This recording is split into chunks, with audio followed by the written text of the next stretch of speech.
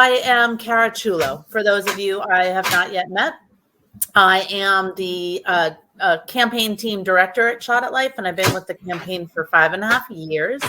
So thanks so much for being with us today. As I've said before, the time with our champions is the most inspirational and motivational of the year for the whole team. So thank you all, as my colleagues have said, for joining us today and spending your valuable time with us. So starting the substance of this session, I will say, as you all may have noticed in headline after headline, and as Brian and Martha mentioned, there is a lot going on when it comes to the global spread of infectious diseases and the need to get people access to vaccines and immunized in order to keep them safe. COVID, measles, polio, monkeypox even, can all be pretty overwhelming. So what we did for this session was gather together several members of our colleagues who are global health experts. The idea is we want them to break things down for us, summarize what's happening and what's next. Also want to give you an opportunity to ask them questions. So knowing many of you are new to global health, global immunization, and even advocacy, we wanted to make sure to say that you do not need to be an expert in these fields to urge your representatives to fund global childhood immunization programs. Really, you just have to care, and you have to express the fact that you do to your representatives. As you know, you've got all the information you need from members of our team, including Brian with his great chart for the Congress people. So today we just want to give you an opportunity to hear from our in-house experts and ask them questions in the safe space. So let me quickly introduce our speakers who you see on the screen. So we have Lori Sloate and Liz Thrush, who are members of the UN Foundation's Global Health Team. They're our in-house immunization experts, and they are who Shot at Life turns to for updates on how UN agencies and partners work together to increase immunization access and rates all around the world. And they've had really impressive careers, but I think what's relevant today that you may want to know is that Lori previously worked at Gavi, the Vaccine Alliance, and Liz previously worked at the WHO's Pan American Health Organization. So they've got a lot of good experience for sure. We also have with us, to our great delight, because she's just wonderful, Chika Offor, who is visiting us from her home country of Nigeria, which is wonderful. She is an enthusiastic advocate working to get more of her country's people access to vaccines. So similar to what you all are doing here in the US. And as you may recall, those of you who've been to our summits before, we had a speaker, Dr. Chizoba Wanadi, and she mentioned the fact that she founded a Nigerian civil society coalition called Women Advocates for Vaccine Access. Well, Chika is part of that coalition. She is the founder and CEO of an organization called Vaccine Network for Disease Control, and that's in Nigeria. So welcome all three of you. Thank you so much for being here. And if you don't mind, I'm going to start with you, Lori. So first, with all that's going on, can you tell us what is happening in the global vaccine landscape since the COVID pandemic started several years ago? What would your summary be? Well, I guess I'd first kind of set it in the context of what we all see in the news and sort of what this means really overall. I mean, just kind of more broadly, you see the escalating number and impact of conflicts, like not only in Ukraine, but elsewhere. And something I saw recently that really kind of hit home for me was the impact this has had on displaced populations, for example. So 90 million people were displaced in 2021, which is over a doubling in 10 years, or 40 million people in 2011. There's economic challenges. The energy prices have risen sharply. It's had impact on families and governments. it's a bit dire. I mean, it seems like climate change, like with the droughts and the storms, and most recently in Pakistan, as you've all probably seen and read about, a third of the country was underwater in August and September. But this really means that 8 million people right now in the assessed areas are in an emergency and crisis situation for food. But overall, for immunization, it really shows you how difficult it is to reach sort of due to these causes, whether it's economic or climate change, the reach is tough. So we have our challenges ahead. And I'll go into a little bit more later on some of this backsliding that Brian also referenced. In terms of specifically on the latest in immunization since the pandemic, I would say one of the main messages, and I think Ross, you had asked about this earlier, was COVID. The main message here with COVID, I would say, is that the rollout is not finished globally.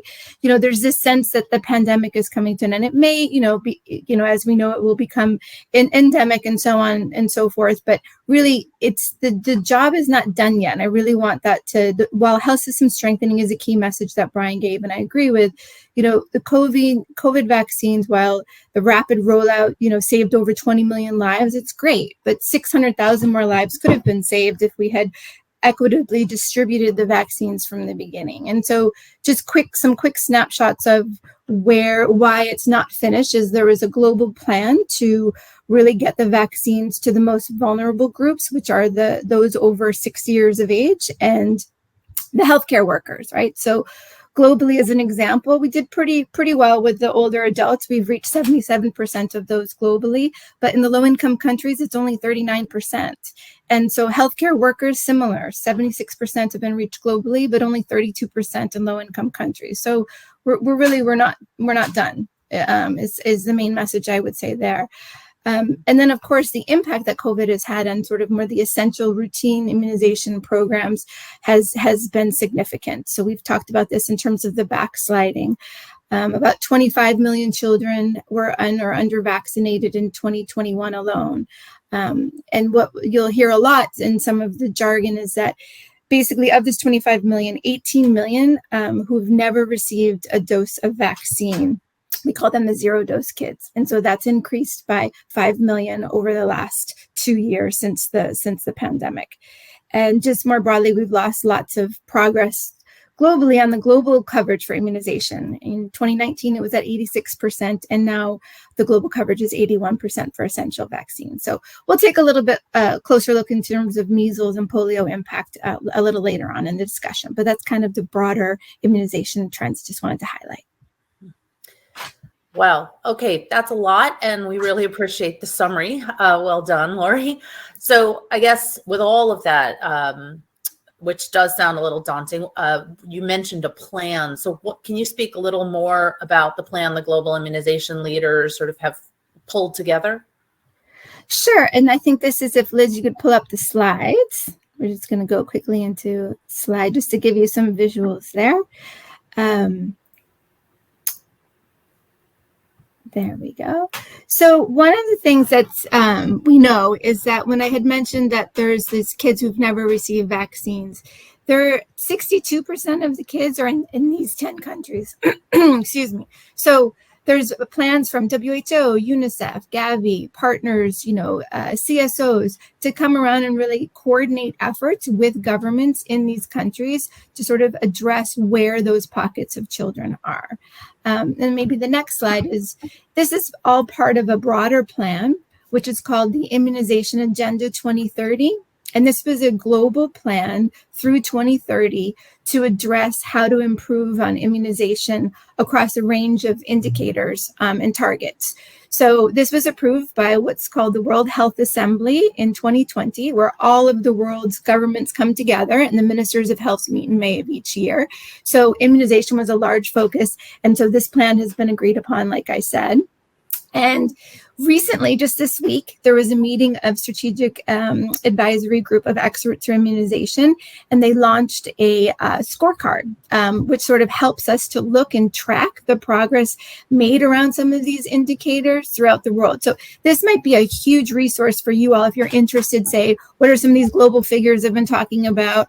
And I don't have a page here, but please, we can send around the link later, but have fun playing with it in terms of if it goes country by country for these indicators. indicators as well, right? So if you want to know what's happening in Pakistan, you can click on that. But just kind of big picture here, some of these targets are trying to save 50 million lives by the end of 2030 for immunization. We want to reduce the number of the children who have never been reached by 50%, right? So we want to get that number down to about 6.5 million kids. That's the goal. And then kind of around the equity issue is to get to 90% coverage for immunization in all the countries around the world. So very ambitious strategy, given the state of affairs. And this is why your efforts are so important to help us fund these efforts and to advocate why it's important to reach kids everywhere, no matter where they live. I think there's the next slide, or we're going to... Well, I guess what I wanted to first say is maybe one of my colleagues can drop in the chat. The website for Immunization Agenda 2030 is literally that, immunizationagenda2030.org. If you put scorecard.immunizationagenda2030.org, you'll find the country scorecards Lori referenced. So let me quickly turn to measles. As we know, it is particularly contagious. So it's often sort of an indicator for where we have weakness in the immunization systems in the world. So can you just give us a quick synopsis of what's happening with measles outbreaks? Sure. Well, with measles, it's similar to some of the broader immunization trends related to diphtheria, the DP3, right? And so basically, if you go to the next slide, it shows similarly that there's been these, backsliding in countries globally. So what you're looking at here is in the right-hand side where you see the coverage rates, that's for the first dose of measles. So, prior to the pandemic in 2019, it was looking fairly good, 86%. We still had a lot to do. But unfortunately, because of the complications with rolling out COVID vaccine and some of the, healthcare workers addressing COVID and, vaccine information or disinformation, I should say, unfortunately, the progress has backslid to 81%. So we've lost 5% in terms of the global coverage. The orange line represents measles vaccine 2, the second dose of measles, right? So that's pretty much steady, but really losing on the front for more and more kids not getting vaccinated for measles. And you see here then just where the countries where that highest burden is in terms of where we're seeing measles coverage drop significantly and not reaching those that we want to. And again, if you hone in on sort of these 10 countries, this is just a little bit, the next slide is a little bit more detailed on what I showed you as a global map, right? So for measles, which is just slightly different by a few percentage points of overall DTP3, but for measles, these 10 countries, you can see specifically here what's happened from 2019 to 2021. And again, this is about 60% of the kids in the world who have never been reached by measles vaccine. So focusing on these 10 countries is going to be essential. And then lastly, I'll say that the one thing that we've seen is because of the number of kids never getting the vaccine, what this means is that there's a lot of susceptibility in countries for kids to obviously catch the disease, and there's outbreaks have been happening all over the world. And so now we have about 25 countries where they're experiencing large and disruptive measles outbreaks. And here's a map of those. So unfortunately, I think before things get better, it's going to get worse, because as you can imagine, the less kids you're reaching, the more they're going to have it. It's a highly contagious disease. And so the spread will continue in under-immunized areas, as this graph depicts. Okay, so I know Brian said at the end of the last session, since Shot at Life was founded in 2012, we've all grown pretty accustomed year after year of seeing gains and progress. But this is definitely a different time with backslides, as you mentioned. So sounds like we're going to have to steel ourselves for a long battle ahead. So in order to do that, can you tell us why should we not feel defeated? What do we need to do over the next several years to turn things around? What makes you hopeful and moving forward, keeps you moving forward? It's a great question. I'd say that for me, it's a little bit where there's always the challenge. There's also those inspirational stories, and that really keeps me going, and just seeing how much will and intensity from partners and from families and from kids themselves, right? Like, so I'm like Brian, I'm very fortunate to be able to meet incredible people across the world, to see how they face these challenges in really dire circumstances and overcome them. So I have a picture here of a slide in Gabon, where, you know, it's actually a little bit of a success story, in that I was saying how countries have, you know, backslid from the pre to post pandemic situation in terms of measles. And Gabon was one of 24 countries that actually increased its coverage from pre-pandemic levels, right? So, I mean, there's still a lot of work to go. They were at 60% pre-pandemic, and then they had these intensified vaccine activities last fall in October and November, and they were able to reach 64% of the kids, right? So that's great. So this is Cedric. He's an oil industry worker, and the country basically looked at some of their maternal and child health clinics and how they could turn those into sort of vaccine posts for these activities. And so that meant also that people like Cedric and his son here were accessing other health intervention facilities that they could work in. He said he'd go back there. He didn't know the center existed. So I think there's a compound effect on that, but just really inspirational. I mean, he had to walk miles to get to this clinic, and his wife was working at the local market, so she couldn't take their son. But so just examples like this. And he said that in the country, he really faced a lot of vaccine disinformation, but he knew that it was important to get his child vaccinated. So now he himself has become an advocate to make sure others go and get their kids vaccinated. So it's stories like these that happen all over the world, and it's just pulling those successes out, and why does that work in some contexts and not in others, and to learn from those. And I guess in a nutshell, that's kind of what keeps me going, I guess. So thanks. I love it. It's good to hear some good news from the field and people doing the real work to get it done. So thanks so much, Lori. Let's turn to Liz, if you don't mind, Liz. All right, so polio. We've been working to eradicate the polio virus for a lot of years, and we've been really close to doing that. But here we are, headlines and finding polio virus in sewage in places like London and New York now. So in addition to so many other places in the world. So can you help us, all of the champions, understand what's happening? I know it's a really complicated picture, but what's happening in a summary way where our champions can hopefully explain this in layperson's terms. Sure. Thank you so much, Kara.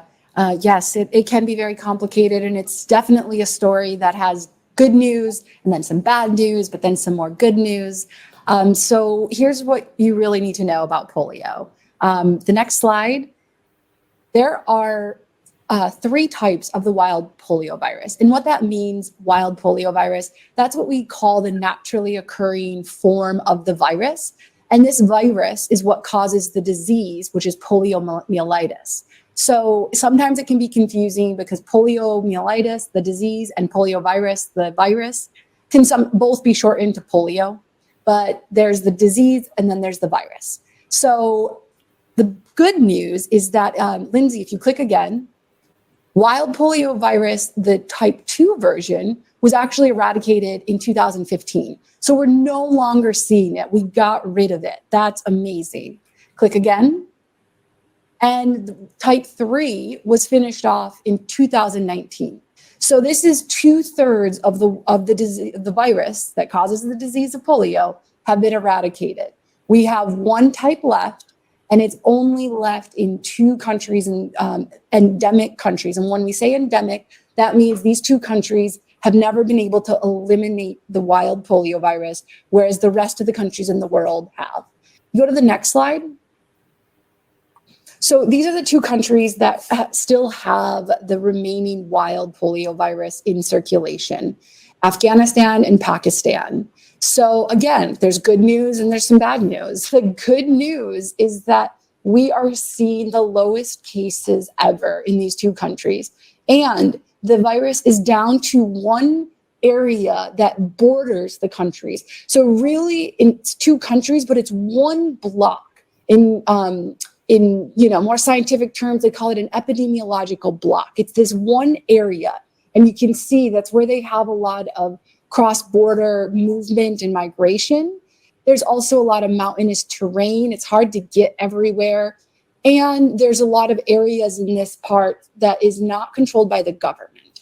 And it's hard, and there's a lot of mistrust, and there's a lot of not allowing people to come in and vaccinate. So it's really a challenge to get to every child, but the program is working really hard. And if you click the next slide, you will see that this is a historic low. So back in 1988, when the polio program started its initiative to end polio, there was 1,000 children paralyzed every single day across 125 countries. But thanks to vaccines and trying to get every child vaccinated, they were able to eliminate wild polio virus from everywhere but 2 countries. So we're down to 2, and we're only seeing 22 cases all year, the lowest ever. If you go to the next slide, there's also some challenging news. So there's good, like I said, this is a story of some good news and then some bad news. The bad news is that for the first time in 5 years, Africa had an importation of the wild polio virus in 2 countries, Malawi and Mozambique. Now it came from, we know from looking at the virus, they can tell where it came from, and it's genetically linked to the virus that is circulating in Pakistan. So this was quite a blow to the program because Africa had been free of this type of the polio for 5 years. And in the 2 countries where it popped up, they've actually been free of this for 30 years. The last case of wild polio in Malawi and Mozambique, both was in 1992. So, but again, some good news. We responded very quickly. The polio program and the countries, they're doing this large outbreak response campaign, not only in the 2 countries that are that found the cases, but in the neighboring 5 countries. And they're trying to get absolutely every child under 5 vaccinated so that no more children will be paralyzed, and that the continent of Africa will remain free of what we call the wild polio. If you go to the next slide, here's another challenge side of the polio. So there's the wild virus, which is the naturally occurring one. Then there's this variant of the wild virus, of the polio virus. And, you know, it can get complicated, so we can just call it a variant, especially when you're talking about this. You don't have to get into all of the technical details. Its technical name is circulating vaccine-derived poliovirus. Big name, kind of confusing, called it CVDPV. But for your cases, think of it as a polio variant. And there are more outbreaks of the variant polio right now than the wild polio. There are 85 open outbreaks across 37 countries. So that's kind of the bad news. But again, let's balance this with some more good news. There's this new vaccine that was developed to stop these outbreaks particularly faster and more sustainable. And that was implemented in 2020 was the first implementation, but 2021 is where it really rolled out. Now, if you look at the global numbers, if you look at 2020, there was over 1,000 cases of this variant. 2021, after some use of this new vaccine, dropped down to 680. Now we have 391. Now, yes, that's still a challenge, absolutely, but it's going in the right direction. More countries are using this new vaccine to respond to outbreaks, and it's helping to stop these. If you go to the next slide, there's also, let's go back to some more challenging news. So the good news is this variant is decreasing in the quantity of cases. The bad news is we're starting to see it now in areas that we have not seen this in over 10, sometimes 20, sometimes 30 years. I'm sure you've heard that polio virus have been found in wastewater in the US, in the UK, and in Israel. If you haven't heard, I'm telling you now, that has been found over the last few months. So in June, London detected polio virus, this variant form, in wastewater samples. They've not had any cases, and they've already launched response, trying to get anyone who's not vaccinated. And then in July, Jerusalem had detected it also in their wastewater. And then in New York, there was a case of polio in a young man outside the New York area, and then in the New York area, and he was paralyzed from polio, and it was all linked to this variant form.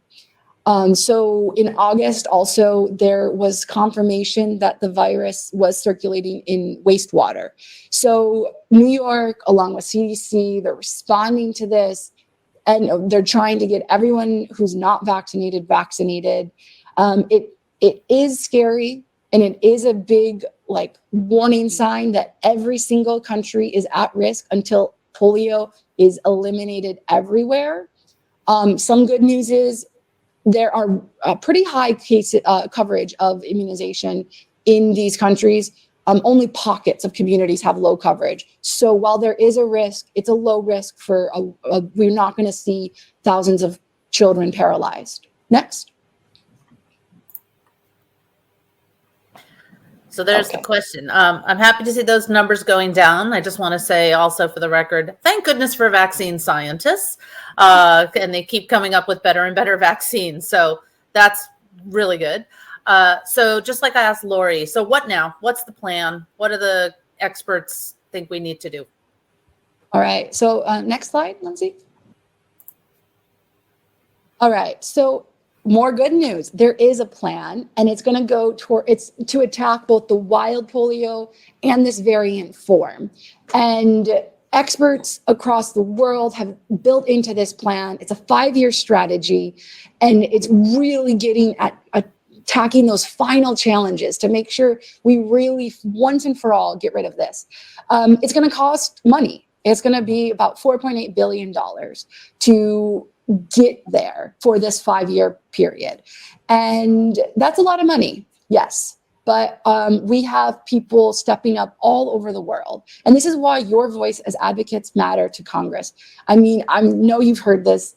Brian has said it. Everyone has said it. The U.S. is the biggest supporter, not one of, the biggest supporter of polio eradication efforts. And your voice helps and know that they are on the right path, that we care about this, that we want it eradicated. But there are other countries as well who are stepping up, and there's advocates in other countries that you'll hear about soon, like in Nigeria. There's advocates everywhere telling their government polio eradication matters. So global leaders have a chance to step up in a couple of weeks now, October 18th, at the World Health Summit in Berlin. And I know Martha's going to be at the World Health Summit. I know you're going to hear later from Minda Dentler, who a polio survivor. You're going to hear from her today. She's also going to be there speaking at the World Health Summit for the polio pledging event. So this is where we're hoping to raise the $4.8 billion. Predictions show that we're not going to get all the way there this October. So there will be some more advocacy and mobilization of resources coming up. But there's the plan, and there's the cost, and thank you for helping us get it funded. Excellent. Absolutely. Big plans require a lot of funding, and that's where advocacy comes in. So thank you, Liz. I'm going to turn to Chika, which I'm so excited about. Thanks, Lindsay. You can cut the slide. Yeah, we could take that down. I think I'll just have Chika's face in larger form on the screen so everyone can see her, because she's always smiling.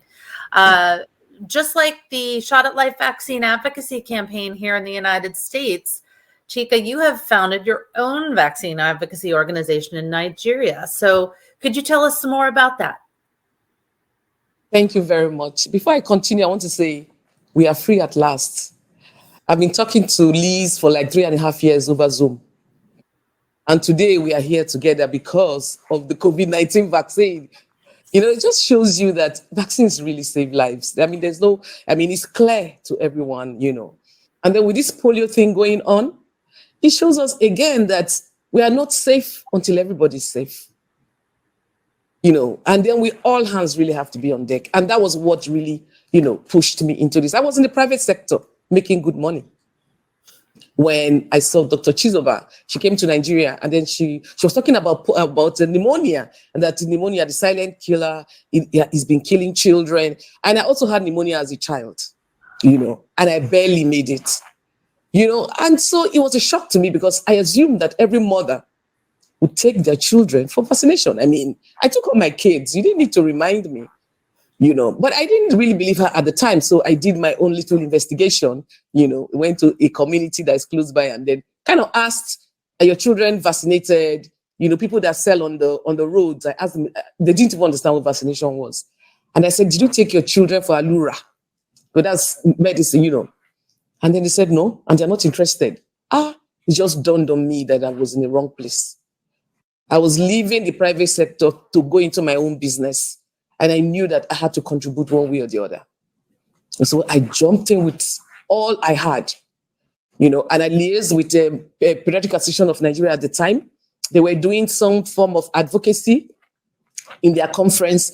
And I dived in and I told them I was interested. I went to the government then and I told them, I'm interested. I'm from the private sector. I know how to talk. I'm a storyteller. I know how to convince. I was in sales and marketing. I can talk to people in communities, and they would listen to me, And then I was able to get the traditional rulers to come into the pediatric conference at that time and explain why they were not taking the vaccine.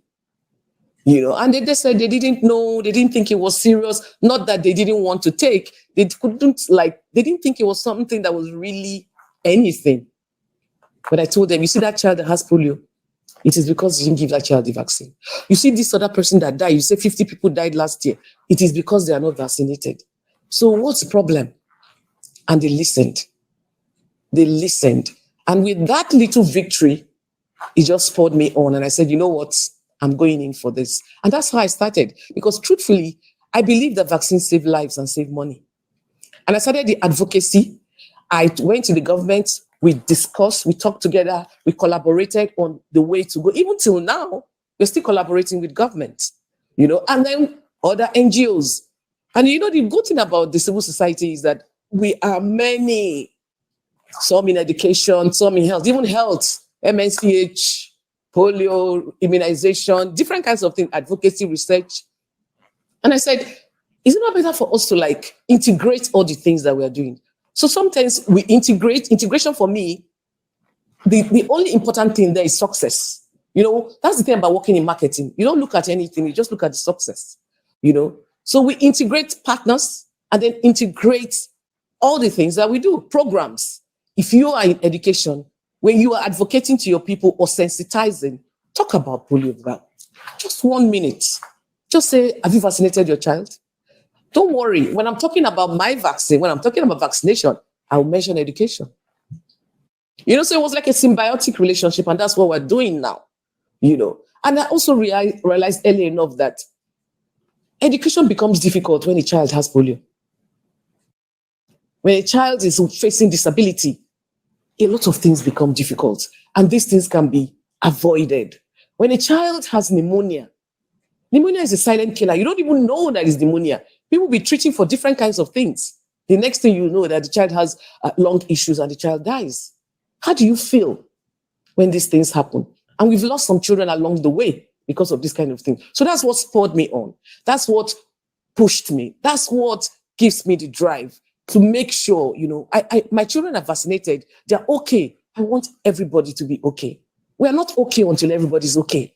What is life? If you turn here, somebody is not feeling fine, you turn here, things are not working. And the solutions, your own contribution is right in front of you. And you can do something about it. And you can aggregate people to support you to do something about it. And my strong point is that I'm a mobilizer. I can convince you to do anything. Trust me. Don't allow me to open my mouth. You'll be shocked what I can say. And then you will start doing those things. So that's my strong point. So I'm using it to the fullest. My NGO is in Abuja.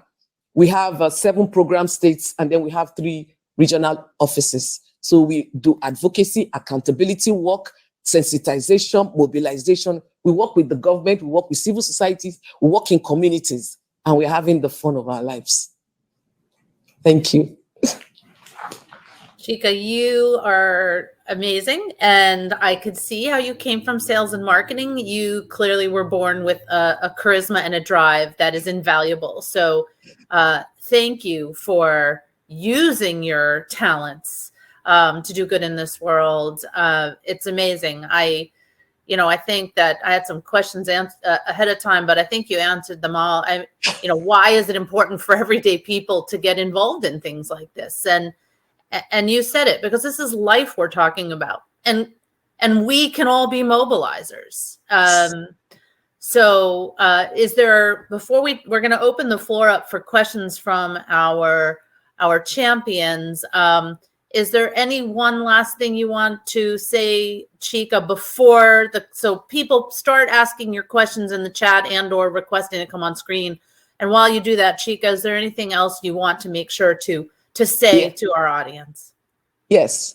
So I believe in collaboration and partnerships, and also working with the government. You can't do anything without getting information from the government. Anything I do without government support or backing, it's not sustainable. And then you don't even get the real picture of the state of things. So with the government, we had this whole family approach, which the government has started, which was to capture missed opportunities when it came to integrate immunization with other health services, so that in one sweep, you can capture a lot of things, And the government had it, but at that time, they didn't have the funding. So we supported the government on this and brought in private sector to support this initiative by making sure that the primary healthcare centers are working well. And we are working, and it's working, So I also realized very early that a lot of people want to contribute to things around saving lives, education, and all kinds of things, and they don't know how to go about it.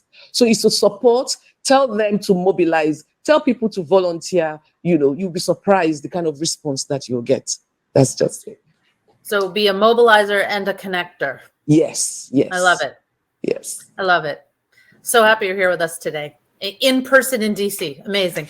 So Lindsay, are there any questions, audience members with questions for any of our panelists? Yes, I see a couple. So first we have Beverly waiting in the queue here, so I'll bring her on screen. Hi, good morning, everybody. Can you hear me? It's such a pleasure to be a part of this meeting. I've heard so many inspirational stories. A little bit of background about me. I'm the UNA Global Goals Ambassador for SDG 3 Health. And I also wear another hat as a director of a nonprofit agency in Nigeria, African Global Alliance, which provides health services and health education in rural villages in the South region. So I was so happy to hear, Dr. Chika, thank you for everything you've done.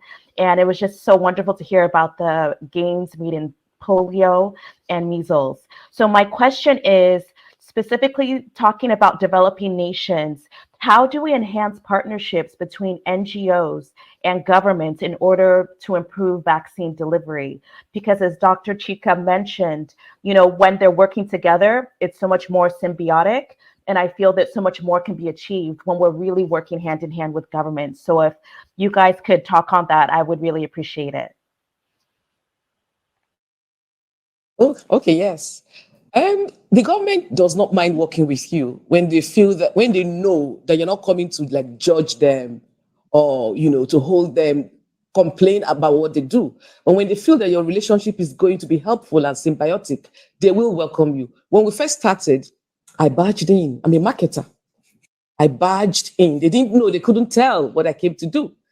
And then when they saw that I really wanted to help, I wasn't there to indict. We're coming together. I have my expertise and they have the information for the Nigerian child, for the Nigerian mother, for the Nigerian person. Immediately they saw that, they opened up. And even now, they keep disturbing us. Chika, we are doing a lot of things. We need your support. We need you here. We need you there. We fund a lot of their meetings. There's a meeting that we're funding presently in FCT. We're talking about epidemics. We're funding those meetings. So they call us. They don't see you as a competition. They don't mind having you. It's an advantage to them. So like a marketer, you must make them know that you're an advantage. Once they see that you are an advantage, they will call you. Trust me. But you can get in touch with me and I'll give you tips. That would be wonderful. Thank you so much. We are at the national level, we are at the state level, we are at the LGA level, So once you are needed, people will call you. Definitely. Thank you so much. Thank you, Beverly. I will now bring Diane up for the next question, and then I see one in the chat from Claudia that we can ask. Hi, I'm in Tennessee, and my question is for Lori. Are children who are vaccinated against the wild polio virus protected from the variant, and vice versa? Are the kids who get the oral vaccine protected against the wild polio virus? Thanks, Diane, for that question, and happy for Liz and Chika to back me up on this too. But I mean, the resounding answer is yes. If you're vaccinated, you're protected from both types, right? So it's just a little bit complicated how it becomes a variant, and even the name itself. But essentially, yes, it's only where there's unimmunized, underimmunized communities that they're susceptible to both types of virus. Okay, thank you. Okay, I just wanted to also add that incomplete vaccination is also not good. Yes. Like in Nigeria, we have a routine immunization program that is supposed to be from 0 to 1 year. So when you do not complete it, that is when you can also have the variants, So complete vaccination helps. Yes, and just exactly what Lori said. The variant, the terminology is confusing, but unlike variants of COVID where you might need a separate strain of the vaccine, it's not like that with polio. The same vaccine covers the wild and the variant version. Yeah. Equally effective. We just need every child to get it. Thank you, Diane, for the question. Thank you all for the great answers. The question in the chat from Claudia is, how are we making healthcare workers a priority for COVID vaccination in the lower income countries since they are vital for childhood immunization? It's a great question. I mean, this is largely related to the national plans and what the governments and countries are doing to identify the healthcare workers to get the vaccines to the healthcare workers. So it's, there's a lot of focus in these areas and sort of maybe a little bit of a pivot, but sort of in the lower income countries where in the fragile context, there was actually a special partnership set up called the COVID delivery partnership, where it's looking at where the vaccine rates were super low, like 10% or lower, including in the healthcare workers, right? Often this is the fragile country context because, there's lots of challenges associated with that. So there are plans to target. We're not there yet because you heard me share some of the dire statistics, but it is good that there's focus on it, and hopefully it'll just take a little bit more time for it to evolve and for the workers to get what they want. But while there's a global plan, can't emphasize enough that it's the countries themselves that, need to identify where the healthcare workers are and how to ensure the access of the vaccines, as now that supply has been freed up. We're not in the same place we were last year, right? Supply was an issue, and now that's been alleviated to some extent. So I hope that answers your questions the best I could. But again, if Liz or Chika wants to add to that, grateful for your views. I just wanted to say that Nigeria has COVID-19 vaccines. So we're not short of vaccines. So that's one. So basically, the only problem we might have in conflict areas, they are really hard to reach because they are conflict areas, So in those areas, it may be a bit difficult to get the vaccines, but the government is really doing a lot with partners to make sure that the COVID-19 vaccines get to the health workers because they are priority, real priority. And they've always been priority. The challenge we had at the time was that we didn't have too much information as to the efficacy of the vaccines, the awareness concerning the vaccines, which vaccine and all that. So even the conflict areas now, as we speak, they are giving the 1-dose one so that with that 1 dose, you are covered, that kind of thing. So, yes. I hope I've answered your question. You all did beautifully. What a great bunch of colleagues and speakers. Thank you so much for this educational session. I will pledge to the audience that we will make sure to get all 3 of these individuals on more video, maybe in some more sort of webinars where you can ask them anything. And I know there was a request for some follow-up contact information. So we're on it as a Shot at Life team, just so that you know. But thank you all so very much for participating.